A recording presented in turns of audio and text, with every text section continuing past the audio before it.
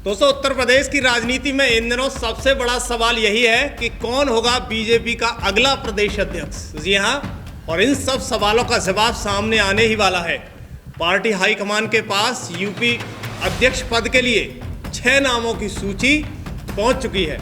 इनमें जातीय संतुलन का खास ध्यान रखा गया है। इनमें यानी 2 ब्राह्मण, 2 पिछड़े वर्ग और 2 दलित समुदाय के लोगों का नाम लिस्ट में पहुंचा है। दरअसल हम आपको बता दें कि फिलहाल भूपेंद्र चौधरी यूपी बीजेपी के अध्यक्ष हैं, जो एक जाट नेता हैं और पश्चिमी यूपी में मजबूत पकड़ रखते हैं। लेकिन अब पार्टी नेतृत्व इस पद के लिए एक नए चेहरे की तलाश में है, जो 2027 के विधानसभा चुनाव की रणनीति तैयार कर सके, धार तैयार कर सके और एक बड़ा प्लान तैयार कर सके। तो आइए जानते हैं वो 6 संभावित नाम कौन से हैं, जिनसे किसी एक पर मोहर लग सकती है बहुत जल्द और बड़ा बदलाव देखने को मिल सकता है। पहला नाम दिनेश शर्मा, यानी ब्राह्मण चेहरा। पूर्व उप मुख्यमंत्री, लखनऊ के 2 बार मेयर रह चुके हैं। दिनेश शर्मा पार्टी नेतृत्व में आरएसएस दोनों के विश्वास पात्र माने जाते हैं। उनकी छवि विवादों से दूर और वे राज्यसभा में भी पार्टी का प्रभावशाली प्रतिनिधित्व करते हुए दिखाई देते हैं। अगर पार्टी ब्राह्मण वोट बैंक को पुनः साधना चाहती है तो दिनेश शर्मा एक मजबूत दावेदार हैं और खासकर सपा ने इस वर्ग में सेंधमारी की है। दूसरा नाम हरीश द्विवेदी, वो भी ब्राह्मण चेहरा। दरअसल पूर्वांचल से आने वाले हरीश द्विवेदी 3 बार के लोकसभा सांसद हैं और वर्तमान में बीजेपी के राष्ट्रीय सचिव, असम प्रभारी भी हैं। उनकी जमीनी पकड़, संगठनात्मक अनुभव और एबीवीपी से लेकर संसद तक की यात्रा उन्हें खास बना देती है। पूर्वांचल में सपा को टक्कर देने के लिए उनका चयन बीजेपी के लिए एक सटीक रणनीतिक कदम हो सकता है। दरअसल तीसरा नाम जो बहुत ज़्यादा चर्चाओं में है, धर्मपाल सिंह, यानी ओबीसी लोधी समुदाय से। योगी सरकार में कैबिनेट मंत्री धर्मपाल सिंह पश्चिमी यूपी के लोधी वोट बैंक में बड़ी पकड़ रखते हैं। आंवला से कई बार विधायक रह चुके हैं। धर्मपाल सिंह संगठनात्मक और प्रशासन दोनों ही तौर पर माहिर तरीके से काम करते हैं। अगर बीजेपी ओबीसी कार्ड खेलना चाहती है तो ये नाम सबसे प्रमुख हो सकता है। बीएल वर्मा, चौथा नाम बीएल वर्मा, ओबीसी लोधी समुदाय से। वर्तमान में राज्यसभा सांसद और केंद्रीय राज्य मंत्री बीएल वर्मा का आरएसएस से गहरा रिश्ता है। मोदी सरकार में कई मंत्रालयों में काम कर चुके हैं। वर्मा को संगठनात्मक कौशल के लिए जाना जाता है।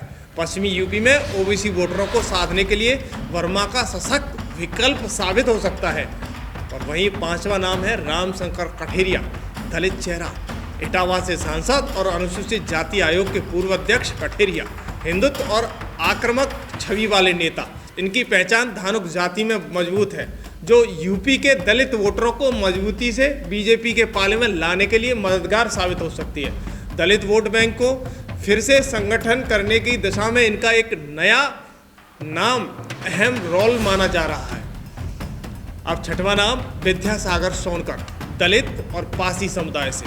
दरअसल वर्तमान एमएलसी और विधानसभा परिषद में बीजेपी के उपनेता सोनकर की पहचान एक संगठनात्मक योद्धा के रूप में होती है। इनकी पकड़ पूर्वांचल और मध्य यूपी के पासी समुदाय में गहरी है, जो सपा के पीडीएफ फॉर्मूला को टक्कर देने में सक्षम हो सकता है। तो अब सवाल ये नहीं है कि किसका नाम है सूची में, सवाल ये है कि हाईकमान किस पर लगाता है अंतिम मोहर। 2024 लोकसभा चुनाव में सपा के पीडीएफ यानी पिछड़ा दलित अल्पसंख्यक फॉर्मूले ने बीजेपी को बड़ा झटका दिया था।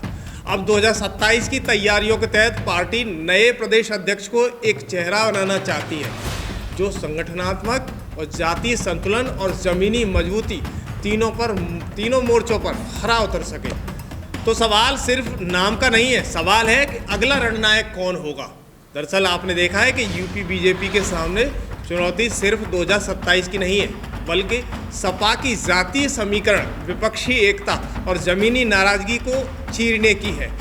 अब क्या पार्टी ब्राह्मण चेहरे के सहारे पूर्वांचल का खोया हुआ वर्चस्व वापस ला पाएगी, या ओबीसी नेता के जरिए सपा की पकड़ को तोड़ेगी, या दलित चेहरा आगे करके पीडीएफ समीकरण को उल्टा देगी?